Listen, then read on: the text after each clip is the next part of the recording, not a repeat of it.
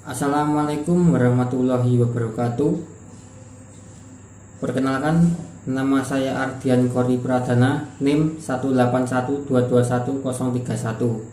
Saya akan mempresentasikan tentang klien dengan penyakit atau cacat kronis.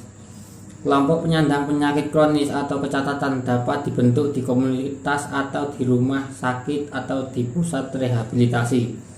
Kelompok seperti itu khususnya penting mengingatkan stres dan ditimbulkan oleh timbulnya kecacatan dalam jangka panjang. Klien seringkali tidak yakin kondisi mereka sendiri. Mereka merasa berada di peraturan medis.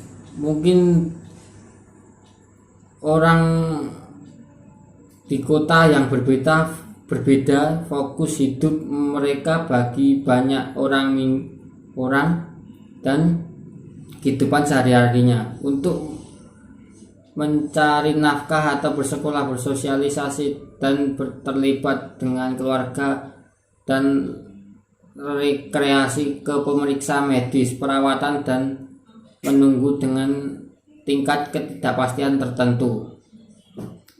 Mereka harus menghadapi perubahan gaya hidup, merasa kehilangan kendali, pemisahan fisik dari keluarga dan teman yang berada di pengaturan medis tersebut. Jenis grup yang digunakan. Mengingat faktor ketidakpastian medis, kebutuhan akan mendukung emosional dan perjuangan bekerja melalui perubahan gaya hidup. Berbagai jenis kelompok dengan populasi ini bisa sangat menguntungkan. Kelompok dapat memberi pendidikan dan informasi tentang masalah yang berhubungan dengan kesehatan dan membantu klien menangani psikologis seperti kehilangan identitas, kemarahan, dan proses berduka. Grup juga bisa memberi dukungan dan bantuan dalam pemecahan masalah. Dua populasi dengan kelompok yang cukup tinggi adalah penderita AIDS dan kanker. Banyak kelompok pendukung yang sangat baik sedang dipimpin untuk populasi ini. Jika kamu akan berencana untuk memimpin kelompok semacam ini, Anda harus menyadari bahwa banyak literatur yang membahas pendekatan yang berbeda untuk masing-masing tersedia. Penyaringan kelompok. Pemimpin harus sangat memikirkan siapa yang diizinkan masuk kelompok dan harus sangat peka terhadap kecemasan, depresi, dan kemarahan yang mungkin dialami orang setelah timbulnya penyakit jangka panjang atau kondisi penonaktifan. Penting bagi ketua kelompok untuk memahami proses berduka yang dialami orang ketika menghadapi penyakit jangka panjang atau kondisi penonaktifan.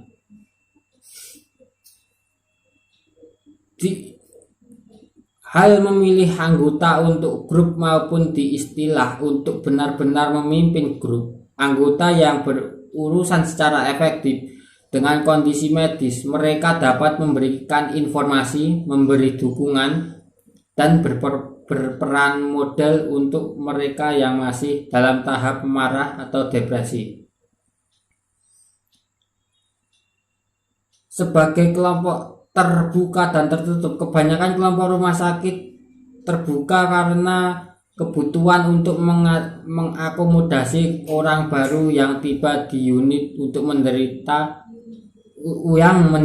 penyakit atau kecacatan yang sama. Grup untuk anggota keluarga dari orang dengan penyakit tertentu juga dijalankan dengan sukses yang besar. Sekian penyampaian materi dari saya. Akhirul salam, wassalamualaikum warahmatullahi wabarakatuh. Assalamualaikum warahmatullahi wabarakatuh. Kami dari kelompok 6 akan mempresentasikan tentang hasil diskusi kami, yaitu mengenai konseling kelompok. Di sini saya Muhammad Raihan Al-Asmi akan menyampaikan presentasi tentang ukuran grup dan durasi sesi pada konseling kelompok yang anggotanya memiliki penyakit cacat. Ukuran grup dan durasi sesi kelompok. Besar kecilnya kelompok ini bervariasi sesuai dengan tujuannya, yaitu bisa bermacam-macam.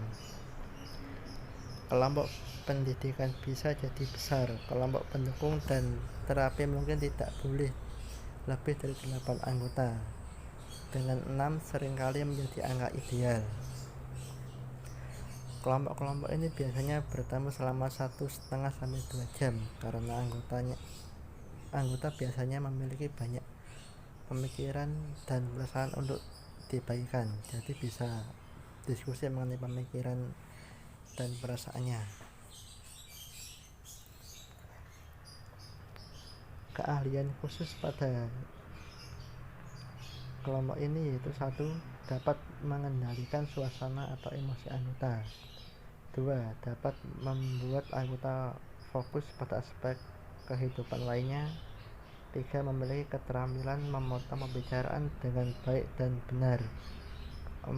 Memiliki pengetahuan sebanyak mungkin. Selanjutnya yaitu mengenai korban pelecehan seksual. Pelecehan seksual pada anak-anak dan remaja merupakan masalah kesehatan mental yang signifikan. Untuk membantu penyembuhan orang dari pelecehan seksual, dibentuk kelompok untuk penyintas remaja dan orang dewasa di tempat-tempat seperti pusat kesehatan mental, tempat perlindungan pelecehan, dan pusat obat dan alkohol.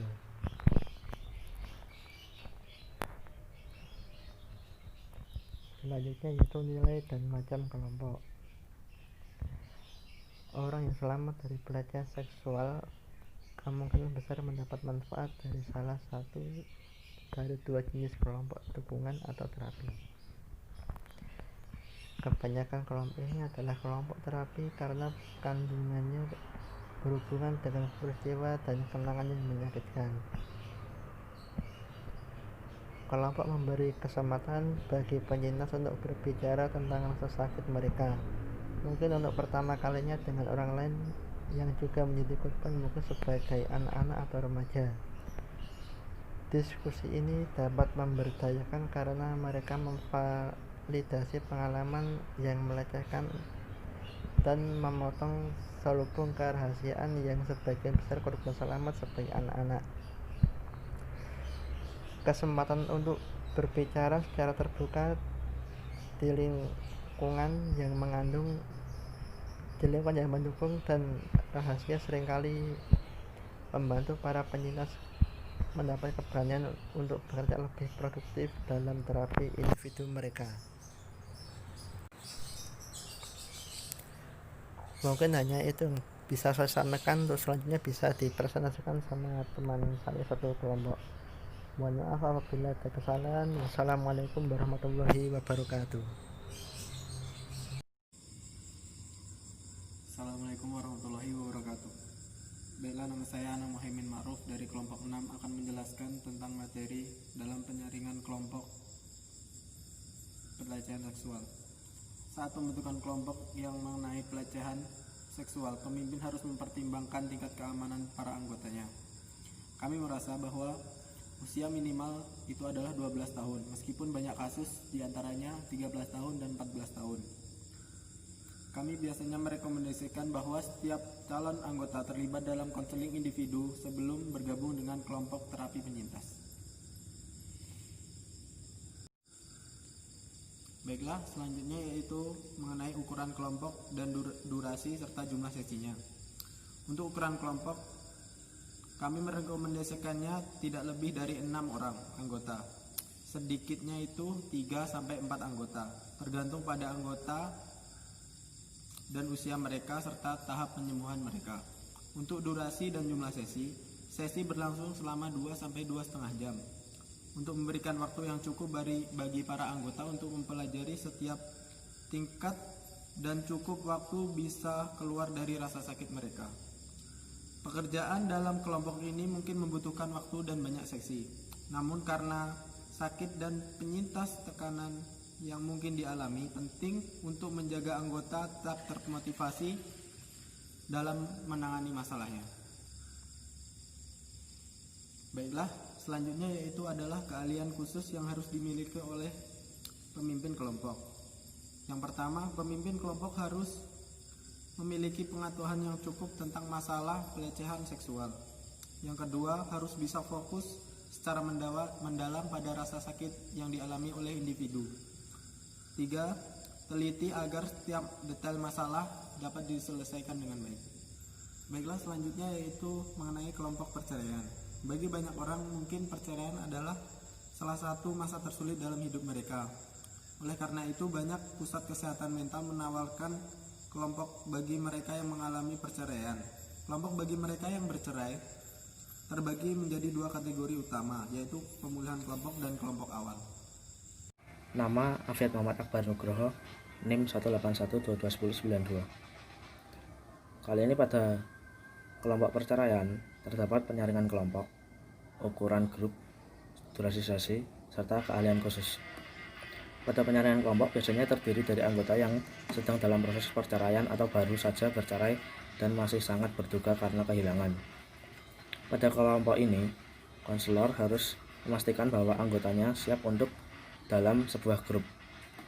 Kemudian, dalam ukuran grup dan durasi sesi, kelompok ini tidak boleh lebih dari 8 orang, karena pasti terdapat waktu bagi setiap anggota untuk berbagi. Sesi biasanya berlangsung antara 1,5 jam sampai 2 jam.